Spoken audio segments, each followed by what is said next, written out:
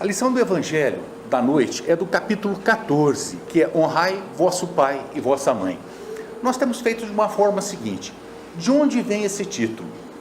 Por que honrai vosso pai e vossa mãe? De onde Kardec tirou esse título? Voltando um pouquinho, há 3.500 anos aproximadamente, nós tínhamos Moisés aqui na Terra.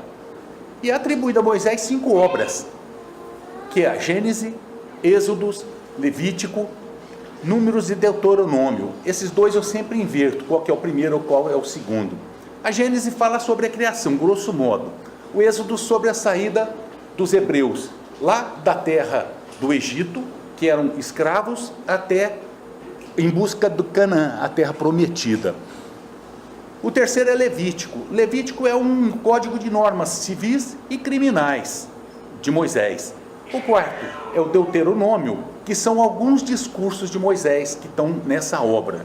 O quinto é Números. Números são censos que foram feitos no decorrer da trajetória que eles, de 40 anos, que eles passaram pelo deserto até chegar a Canaã.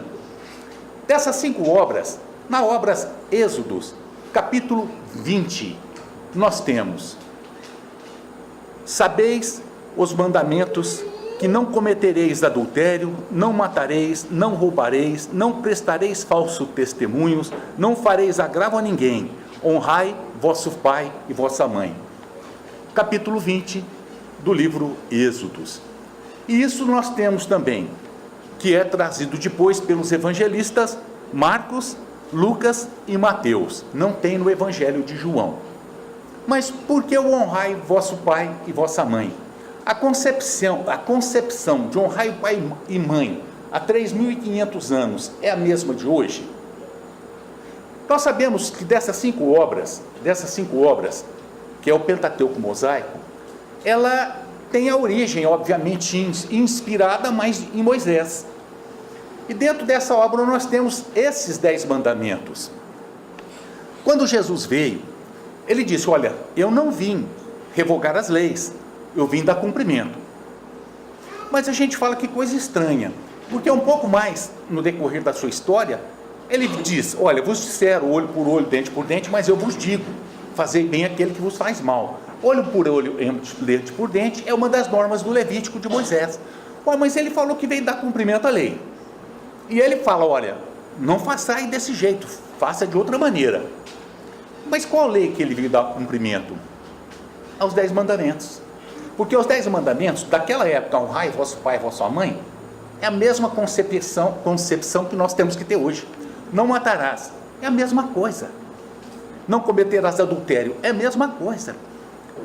E nós nos perguntamos: mas está tendo uma divergência nas normas aí, porque no Moisés Levítico fala que se eu furtar alguma coisa, se eu matar um parente, ou matar uma pessoa, ou matar, eles têm o direito de matar um parente também. Só que lá no Decálogo, que é os 10 mandamentos, diz: não matarás. Então está tendo vamos dizer, antinomia das normas. Mas aí Jesus veio dar o cumprimento.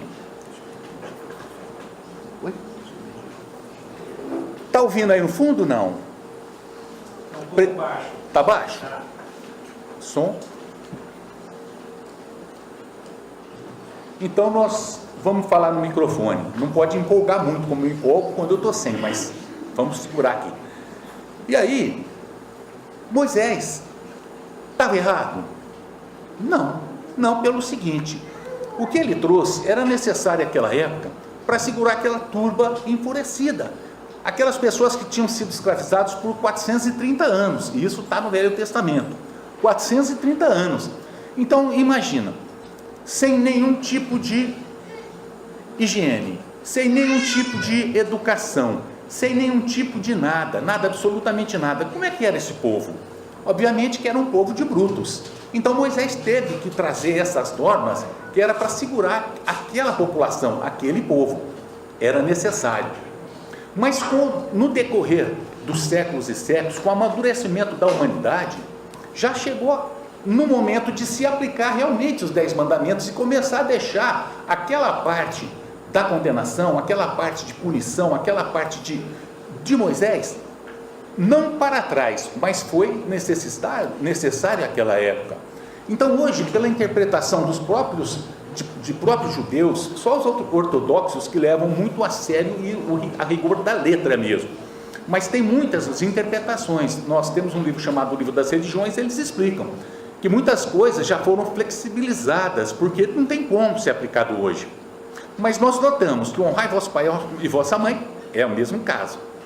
É aplicável até hoje, há 3.500 anos, sem qualquer tipo de mudança, que são os 10 mandamentos, que são as leis básicas, é a Constituição divina, é o Estatuto de Deus, vamos assim dizer, porque desses 10 mandamentos tem todas as normas que nós precisamos aí, embutida, é só fazermos uma análise.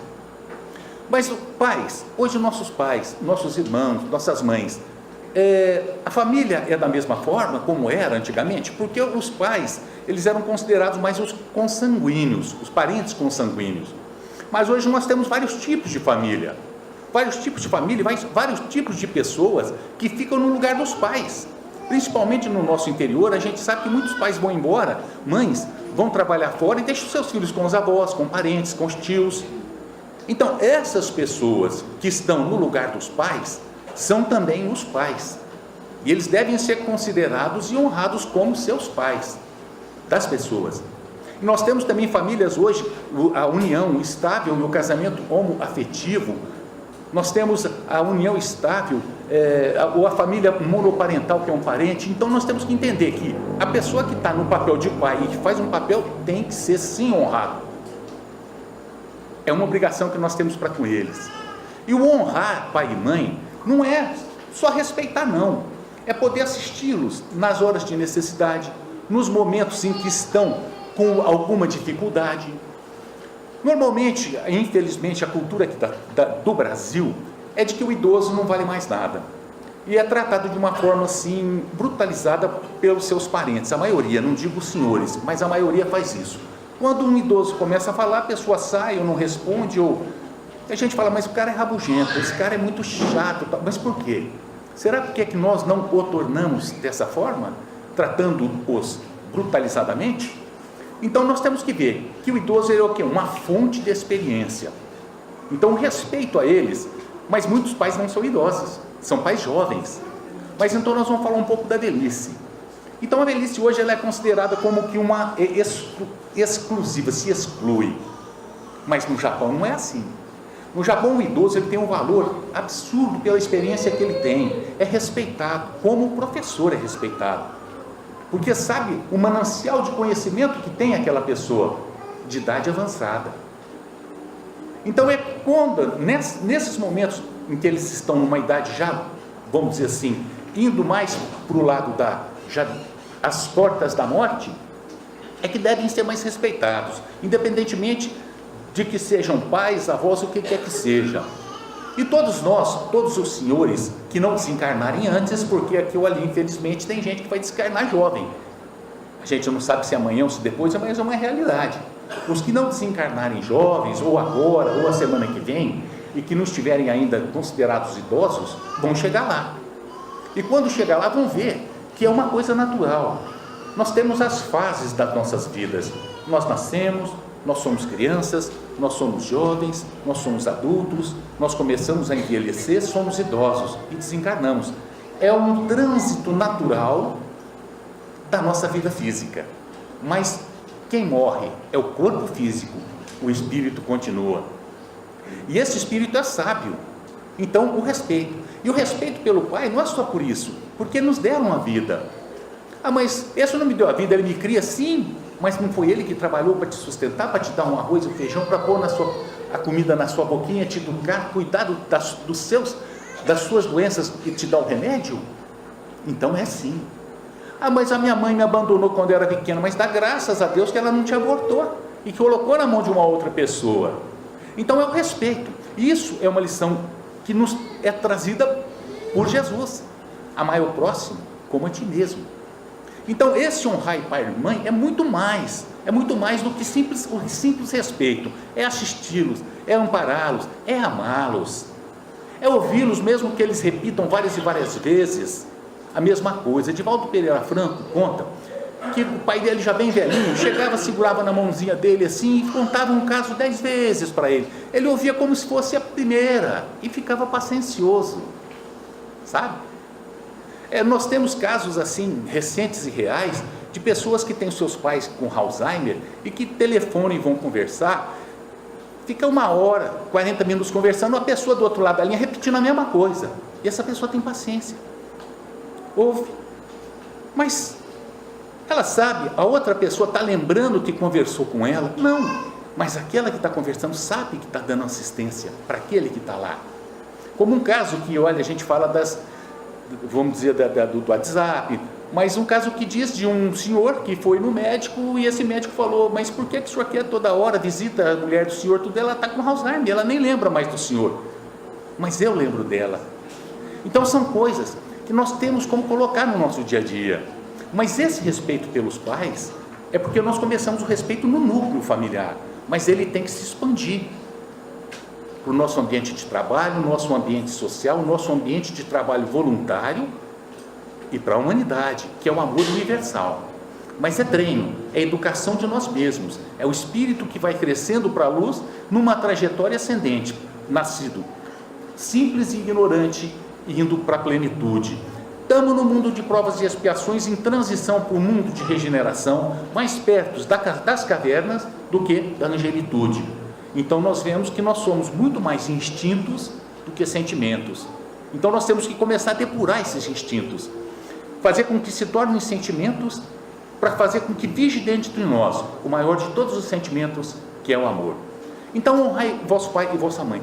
Piedade filial. A piedade filial, que é uma das partes, os itens que nós temos nesse capítulo é piedade filial, quem é minha mãe, quem são meus irmãos, a parentela corporal, parentela espiritual e instruções dos espíritos, que é ingratidão dos filhos e laços de família. Essas instruções dos espíritos foi escrita por Santo Agostinho.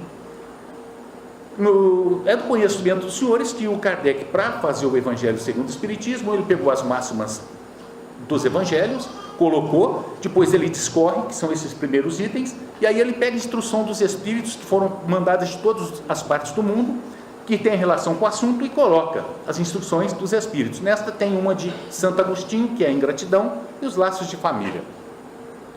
A piedade filial é isso, é nós nos apiedarmos daquela pessoa que está no lugar dos nossos pais.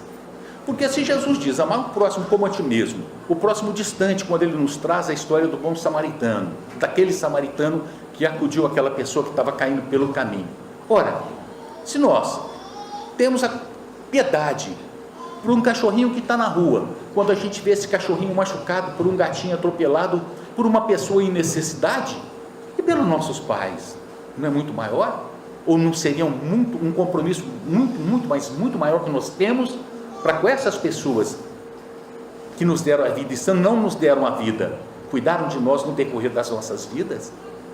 É a piedade filial. Piedade é um dos sentimentos. Sentimentos nós temos, todos. Temos sentimentos positivos e negativos. Sentimentos negativos é herança do nosso passado, não um passado recente, o passado dessa nossa vida, porque muitas vezes nós não fizemos nada por ser tão, por exemplo, defeituosos. Eu digo por mim, não pelos senhores, mas é uma herança que nós trazemos de várias reencarnações que foi plantado dentro de nós mesmos. São sentimentos negativos como o ódio, o ciúme, o amor. O ódio, o ciúme, a desavença, a discórdia. São coisas que nós temos essa faceta negativa, esse lado de sombra. Mas também nós temos as potências divinas. O que são potências divinas? A maior de todas, o amor. E quem nós somos? Somos filhos de Deus. Se somos filhos de Deus, nós temos dentro de nós a semente do amor, que é uma das potências divinas. E uma das faces do amor é a piedade. Se apiedar pela dor do nosso próximo. Isso é uma coisa que nós temos que ir lapidando o nosso espírito através da vivência no dia a dia, para que a gente possa superar as nossas dificuldades dos sentimentos negativos e conseguir plantar dentro de nós esses sentimentos positivos, porque não tem quem não vá ter que chegar à plenitude, é uma lei, nascer, viver, morrer, renascer ainda, progredir sempre. Essa é a lei. Então não tem como. Podemos tentar colocar uma venda nos nossos olhos, nos enganar e nos encostar, mas vem a dor. Método educativo de Deus, vem a dor e nos empurra para frente. A gente fala, meu Deus, mas que injustiça é essa? Não existe injustos, porque senão Deus seria injusto. Não existe vítimas, porque senão Deus seria injusto. Existe a justiça de Deus. Se estamos sofrendo, algum motivo tem. Não aplicamos essa primeira das leis, que é a lei do amor. E dentro dessa lei do amor, a piedade, em especial a filial. Mas aí nós nos perguntamos, eu tenho uma divergência com um parente, com uma pessoa de dentro da minha casa. Por que acontece isso?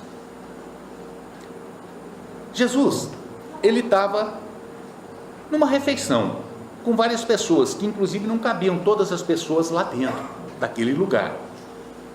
E aí chegaram os seus familiares, chegou sua mãe e seus irmãos. E eles não entraram na festa. Eles pegaram e mandaram, pediram para chamar Jesus. E eles acharam, de acordo com o Evangelho, que Jesus estava louco, que tinha perdido o seu espírito em razão das suas ideias, porque ele estava praticamente indo completamente contra o que falava as leis de Moisés, e isso era considerado crime gravíssimo que condenava à morte. E ele foi condenado, crucificado por suas ideias. Chegaram, perguntaram, ele olhou, a pessoa falou, olha, sua mãe e seus irmãos estão aí. Ele olhou para todos que estavam lá, mas quem é minha mãe? Quem são meus irmãos? Minha mãe, meus irmãos, minha irmã, são todos aqueles que fazem a vontade de Deus. As pessoas ficaram assim, mas quando ouvem essa lição, fala, Jesus então renegou sua mãe? De forma nenhuma, de forma nenhuma.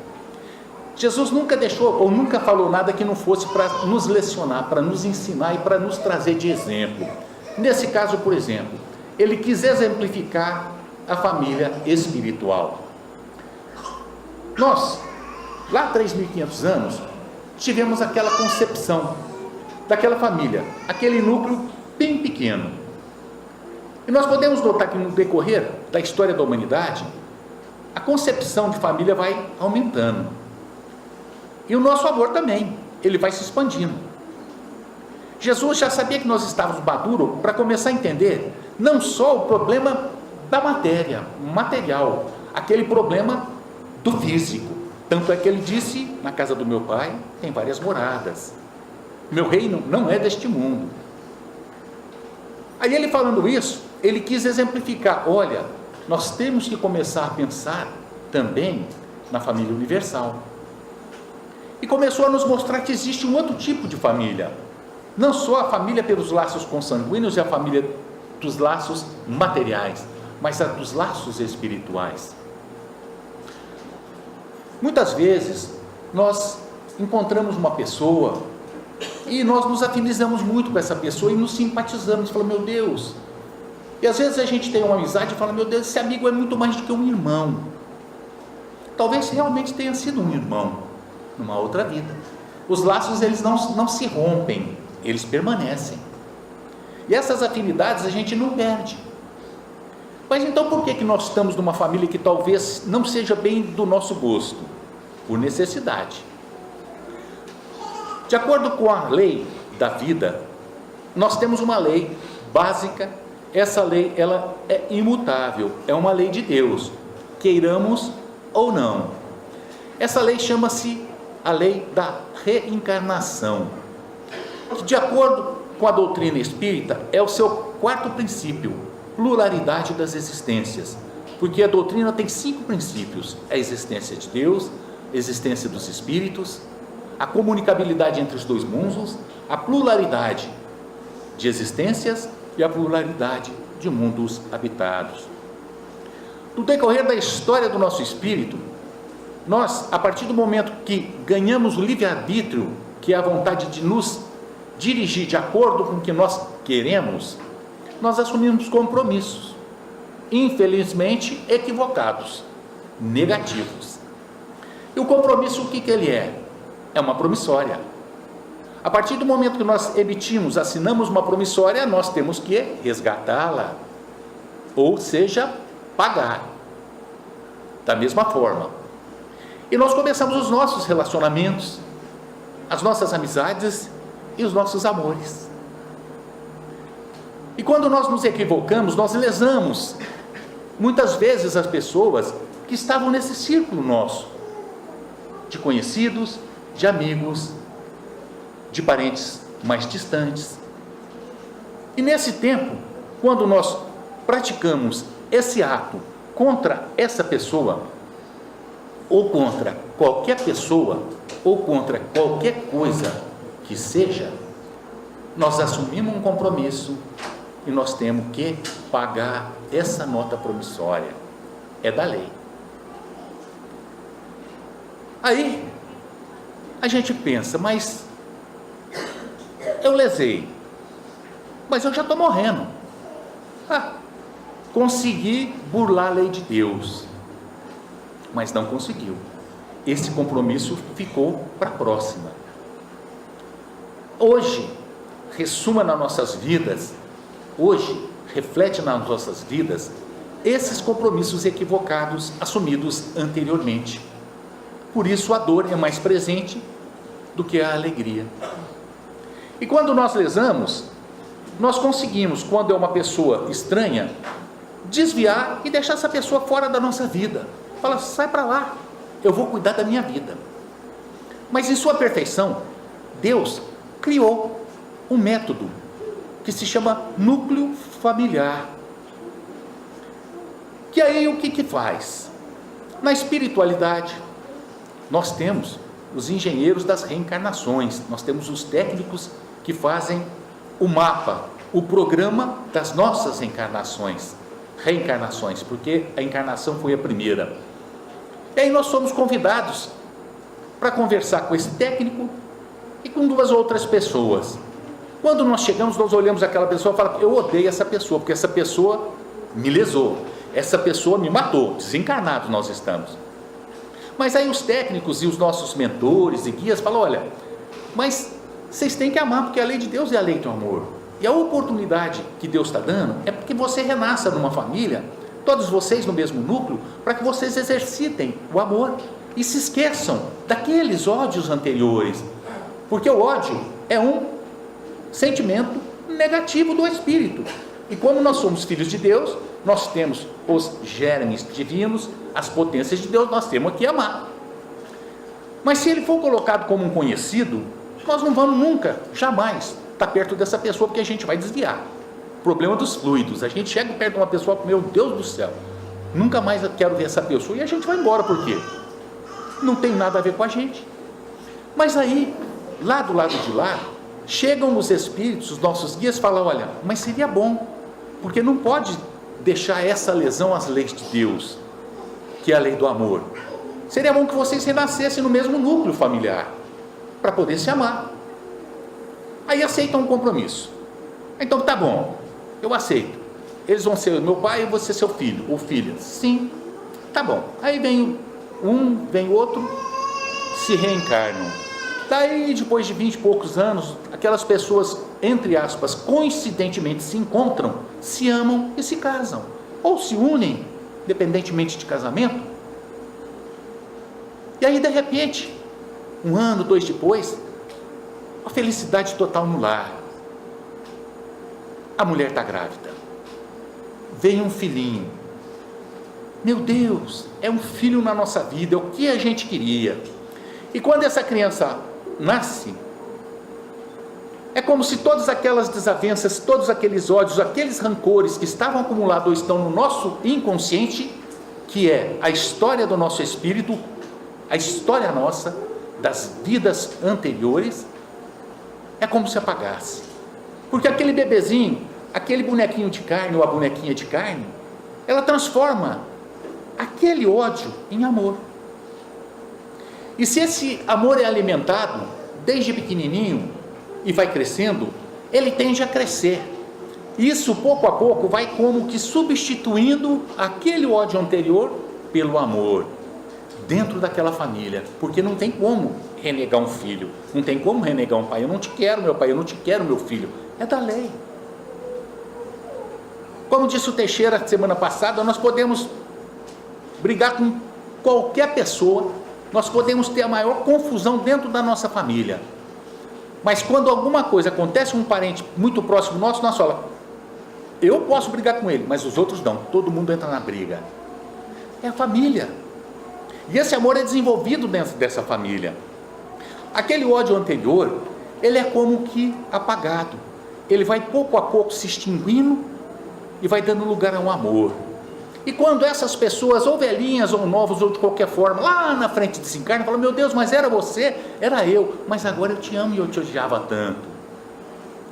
Mas quando nós estamos na carne, é como se nós estivéssemos dentro de um escafandro.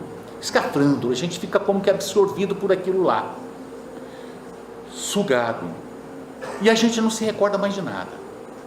E se a gente não alimenta esse amor dos primeiros anos, ou dos primeiros encontros, isso se torna como que uma aversão, e vai aumentando até se tornar o ódio. E o que é o ódio? Tem uma frase muito linda que diz, ódio é um amor enlouquecido. Olha que coisa bonita. Não lembro quem é, porque a gente lê tanto, nem lembro quem escreveu, mas é isso aí. O ódio é um amor enlouquecido, o amor doente. Então, se não sabe dar continuidade àquele amor, que é uma semente que está plantada dentro de nós, obviamente que vão surgir as desavenças. Mas por quê? Porque nós, espíritos, estamos arraigados ainda no nosso orgulho, no nosso egoísmo, nas nossas dificuldades, que a gente não tem a capacidade ainda, ou tem a capacidade, mas não quer, de lutar contra essas deficiências morais que nós temos. Deficiência física, não tem como mudar, mas a dor moral, ou a deficiência moral, espiritual, tem sim como mudar, basta que tenhamos só um pouquinho de vontade. E a família, ela é para isso, esse núcleo, esse laço, que todos nós temos, de alimentar esse amor, aonde nós estivermos. Por isso que Jesus, quando falou, quem é minha mãe e meus irmãos, ele não quis renegar sua mãe, porque a primeira coisa que ele fez, qual o primeiro milagre de Jesus, dos evangelhos? Transformou a água em vinho, na festa de Caná, que a sua mãe pediu, porque tinha acabado o vinho, e foi tão bom o vinho que Jesus fez, que o pessoal, os convidados no final falaram, mas como?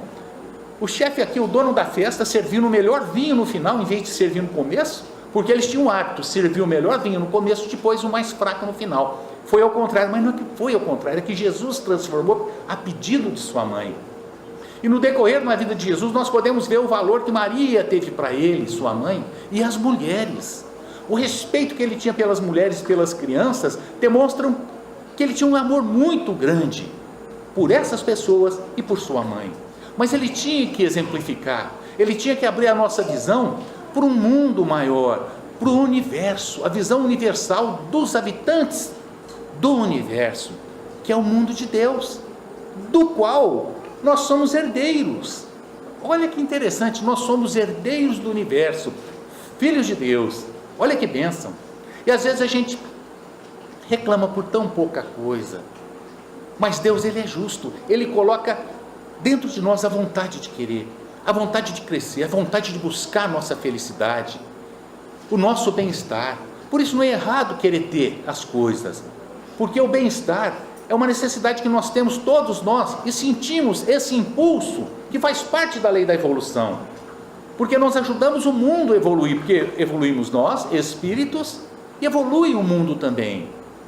Aproveitando as oportunidades que nós temos aqui na Terra, a oportunidade de estarmos aqui, vivenciando hoje a história, a hora, vamos dizer, nós encarnados, os desencarnados já vivenciaram e vão voltar, mas nós encarnados, agora é para nós, embora esteja cheio de desencarnados, estamos vivenciando a história, o momento mais importante da história da nossa vida, a nossa reencarnação hoje, aqui na Terra, no Brasil, em Palmas, nessa terra abençoada, nesse estado abençoado e nessa cidade abençoada.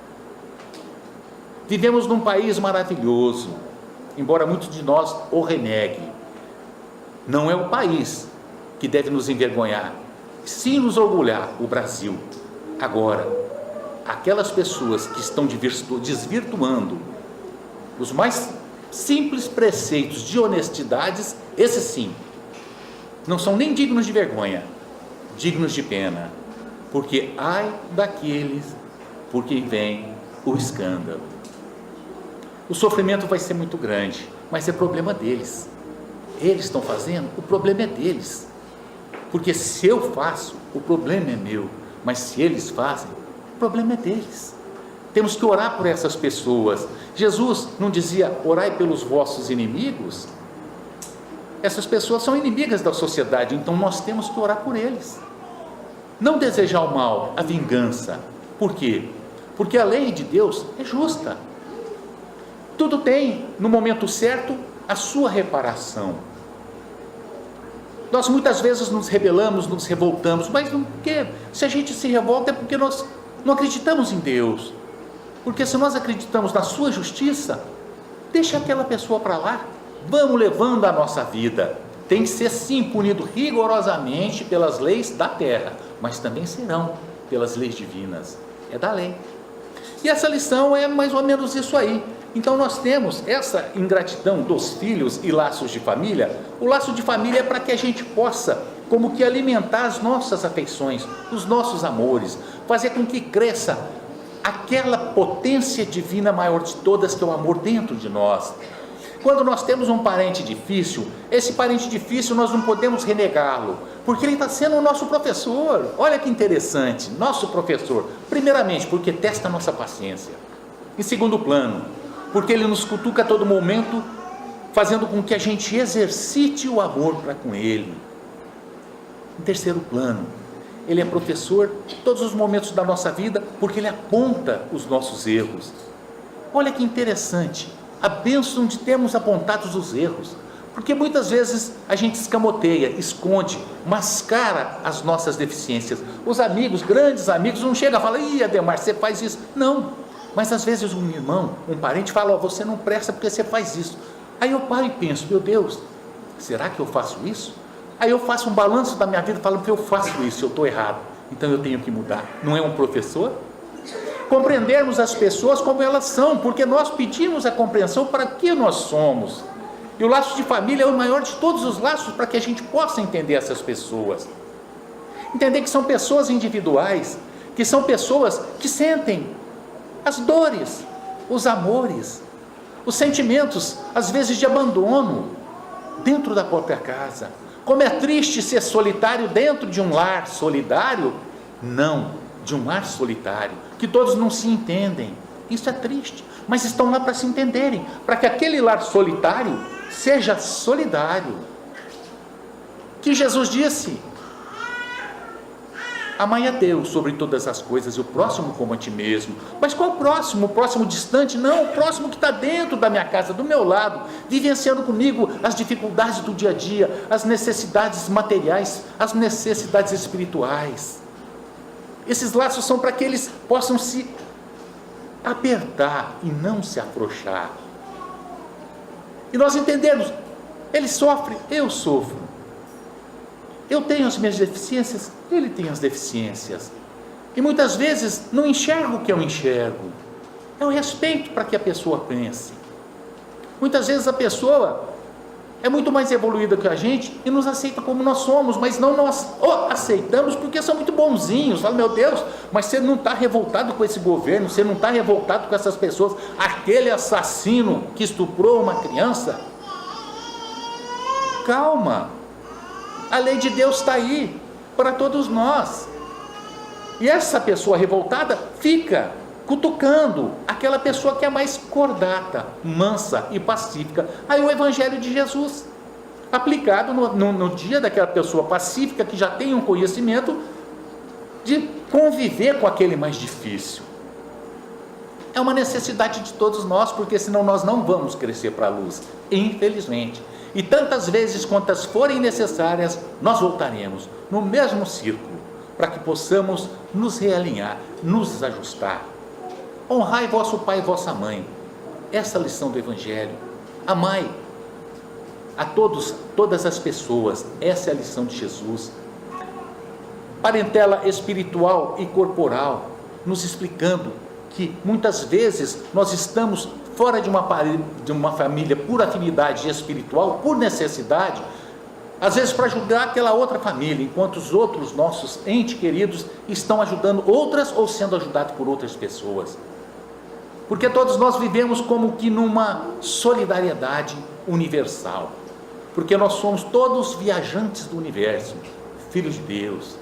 Nós somos todos compromissados uns com os outros, independentemente do lugar em que estejamos. Aqui no Brasil nós somos responsáveis pela África, na Alemanha eles são responsáveis por nós, e em todo o mundo, a responsabilidade solidária de todos os povos para com todos os povos, se iniciando de dentro de casa.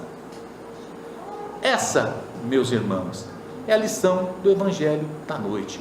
Que possamos não só honrar nosso pai e nossa mãe, que possamos honrar todas as pessoas que passam pelas nossas vidas e pelos nossos caminhos, independentemente das condições em que elas se encontram, independentemente das formas em que elas se encontram, porque todos são nossos irmãos, todos devem ser amados. Muito obrigado a todos, de ambos os lados da vida. Muito obrigado.